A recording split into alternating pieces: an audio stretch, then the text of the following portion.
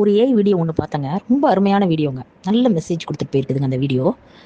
என்னன்னாங்க, அம்மாவும் பொண்ணும் ரோட்ல நடந்து போயிட்டு இருக்காங்க. நடந்து போயிட்டு இருக்கும்பொழுது ஒருத்தவர் வந்து கண்ணா பின்னான்னு அவங்க அம்மாவை பிடிச்சிட்டு திட்டுறாருங்க ஒருத்தர். அது யாரோ அன்னோன் பர்சனோ யாரோ தெரிஞ்சவரா யார் வேணாலும் இருக்கலாங்க அதுல. பேசிட்டு போறாரு. இதை பார்த்துட்டு அந்த அம்மா என்ன செஞ்சாங்க, அமைதியா அந்த ரோட்டை கடந்து போயிட்டுறாங்க. கொஞ்சம் நேரம் இருந்துட்டு வெயிட் பண்ணிட்டு அவங்க என்ன பேசுறாங்கன்னு அப்சர்வ் பண்ணிட்டு திரும்ப போயிடுறாங்க.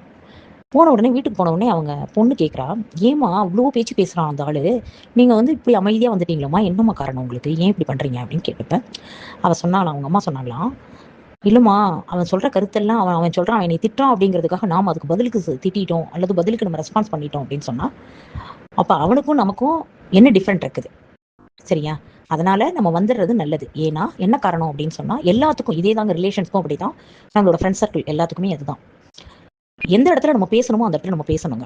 வேண்டாம் இது நமக்கு தேவையில்லை, அவன் என்ன வேணாலும் பேசிட்டு போறான், நம்ம ரெஸ்பான்ஸ் பண்ணணும்னு அவசியம் இல்லை அப்படின்னு சொல்லி அமைதியா அதை கடந்து வந்துட்டோம் அப்படின்னு சொன்னா அந்த அமைதியே அவனுக்கு வந்து கடுப்பேத்தும். அவன் பேசுறத பர்பஸே என்ன அப்படின்னா நம்மளை வந்து அவன் வந்து ரெஸ்பான்ஸ் பண்ணணும் அப்படிங்கிறதுக்காக தான் அவன் வந்து பேசுறான். ஸோ அதுக்கு நம்ம எந்த ரெஸ்பான்ஸும் கொடுக்காம அமைதியா வந்துட்டோம் அப்படின்னு சொன்னா அப்ப என்ன ஆகும், அது அந்த அமைதி தான் வந்து பவர்ஃபுல்லா இருக்கும். இப்போ யார் ஜெயிச்சிருக்காங்க அப்படின்னா அந்த லேடி தான் அதில் ஜெயிச்சிருக்காங்க அப்படின்னு நம்ம அர்த்தம் கொள்ளலாம் இல்லையா? ஸோ நம்ம ஒவ்வொரு விஷயத்துலையும் அதே மாதிரி தாங்க செய்யணும். எல்லாத்துக்கும் ரெஸ்பான்ஸ் பண்ணணும் அப்படிங்கிற அவசியம் கிடையாது. எல்லாத்துக்கும் பதில் சொல்லாமல் இருக்கணும் அப்படிங்கிறதும் அவசியம் கிடையாது. ஆனால் எந்த நேரத்தில் நம்ம எஃபெக்டாக இருக்கும், நம்ம பேசுறது வந்து பவர்ஃபுல்லாக இருக்கும் அப்படின்னா அந்த நேரத்தில் நம்ம பேசணும். ஆனால் அந்த நேரத்தில் பேசாமல் வந்துடக்கூடாதுங்க. ஆனால் இந்த மாதிரி நேரங்களில் நம்ம வந்து அமைதியாக வந்துட்டோம்னா கட்டாயமாக அது அவங்கள டிஸ்டர்ப் பண்ணும். ஓகேங்களா? அது மாதிரி தாங்க எனக்கு தோணுது.